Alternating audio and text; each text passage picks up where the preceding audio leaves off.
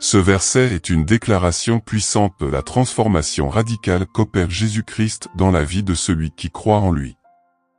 Il ne s'agit pas simplement d'un changement extérieur ou d'un ajustement moral, mais d'une véritable régénération intérieure. Être en Christ, c'est entrer dans une relation vivante avec lui, fondée sur la foi et la grâce. Cette position spirituelle modifie notre identité, nous ne sommes plus définis par notre passé, nos erreurs ou nos blessures, mais par notre appartenance à Christ. Le mot « créature » souligne qu'il s'agit d'un acte de création, comme Dieu a créé le monde au commencement. En Christ, Dieu recrée l'homme. Il efface l'ancienne nature marquée par le péché et la culpabilité, et il nous revêt d'une nouvelle nature, conforme à la sienne. Les choses anciennes symbolisent tout ce qui était avant la rencontre avec Jésus, les vieilles habitudes, les pensées tordues, les blessures de l'âme, les chaînes du péché. Dieu ne nous améliore pas, il nous renouvelle. Ce renouvellement n'est pas seulement personnel. Il a des conséquences sur notre vision du monde, nos relations, nos projets. Notre regard change, nos priorités sont bouleversées, car désormais Christ vit en nous. Nous ne vivons plus pour nous-mêmes, mais pour celui qui nous a aimés. C'est une nouvelle naissance spirituelle, un commencement surnaturel. Cette transformation en Christ ne concerne pas uniquement notre vie spirituelle intérieure, mais elle influence chaque aspect de notre quotidien. Être une nouvelle créature signifie que notre manière de penser, de parler, d'agir, et même de rêver change. Nous ne sommes plus guidés par nos émotions instables ou par les standards du monde, mais par la parole de Dieu et la voix du Saint-Esprit. Ce changement de nature produit un changement de comportement. Ce que nous aimions autrefois dans le péché ne nous attire plus. Ce que nous rejetions dans la justice de Dieu devient notre désir le plus profond. La nouvelle créature que nous sommes en Christ a aussi un regard différent sur le monde. Là où nous voyons la rivalité, nous voyons maintenant des ânes à aimer. Là où il y avait la peur, il y a maintenant la confiance. Là où il y avait la haine, le pardon prend place. Cette nouvelle vie produit des fruits visibles, la paix, la douceur, la patience, la maîtrise de soi, l'humilité. Ce ne sont pas des efforts humains, mais le fruit de l'Esprit qui agit en nous. Plus nous nous attachons à Christ, plus nous laissons cette nouvelle nature prendre le dessus. Être une nouvelle créature signifie aussi avoir un nouveau but. Nous ne vivons plus pour nous-mêmes, mais pour celui qui est mort et ressuscité pour nous. Chaque jour devient une occasion de vivre pour sa gloire, de témoigner de son amour, de faire avancer son royaume. Nous devenons participants à son œuvre. C'est une vie de service, de consécration, mais aussi de joie profonde, parce que nous savons que nous sommes dans sa volonté. Cette nouvelle identité en Christ nous donne aussi une assurance spirituelle inébranlable. Lorsque les accusations du passé veulent revenir nous hanter, nous avons l'autorité de les rejeter. Le sang de Jésus a tout effacé.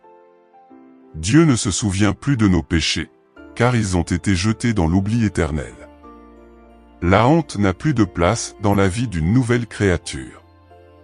Nous n'avons plus à marcher courbés par la condamnation, mais la tête haute, sachant que nous avons été rendus justes devant Dieu. De plus, cette transformation crée en nous une soif de sainteté. Ce que nous tolérait avant, nous ne pouvons plus l'accepter maintenant. Le Saint-Esprit nous rend sensibles à ce qui plaît à Dieu. Il nous convainc, nous enseigne, nous corrige avec amour. Nous apprenons à nous dépouiller de l'homme ancien chaque jour, à renoncer à nos anciennes habitudes, à crucifier la chair avec ses désirs, pour revêtir l'homme nouveau. C'est un processus, une marche progressive, mais constante vers la ressemblance de Christ. Cette vie nouvelle est aussi marquée par une paix profonde.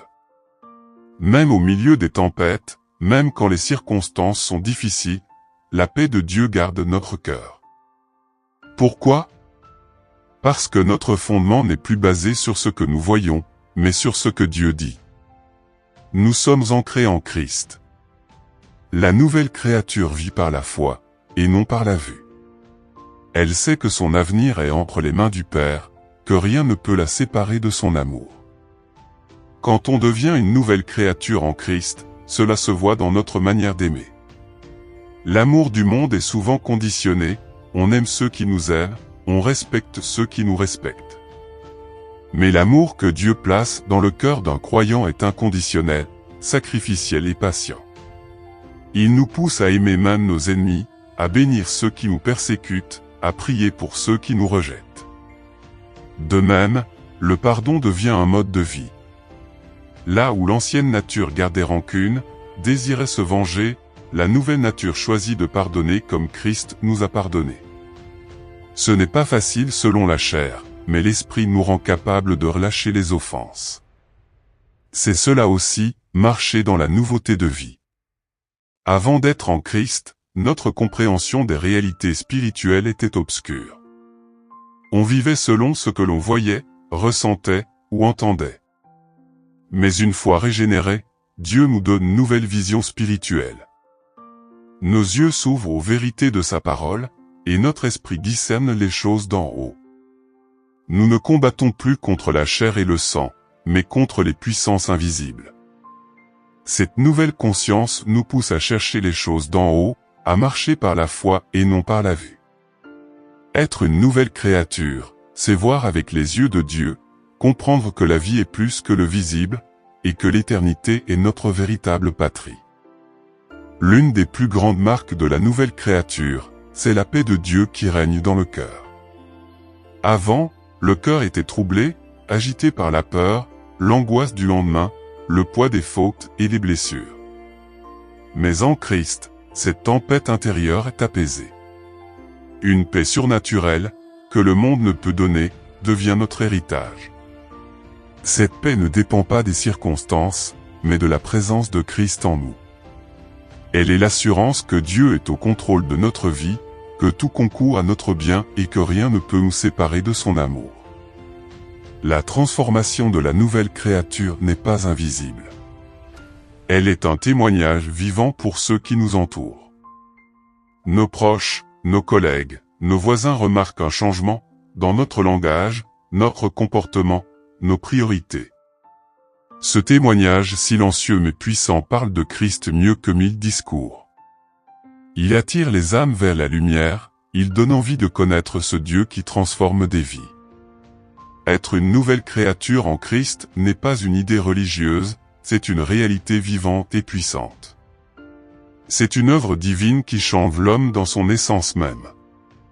Ce verset de 2 Corinthiens 5:17 est une promesse et un fondement, peu importe ton passé, tes fautes, tes échecs, tes douleurs, Dieu te donne une nouvelle identité. En Christ, tout peut recommencer.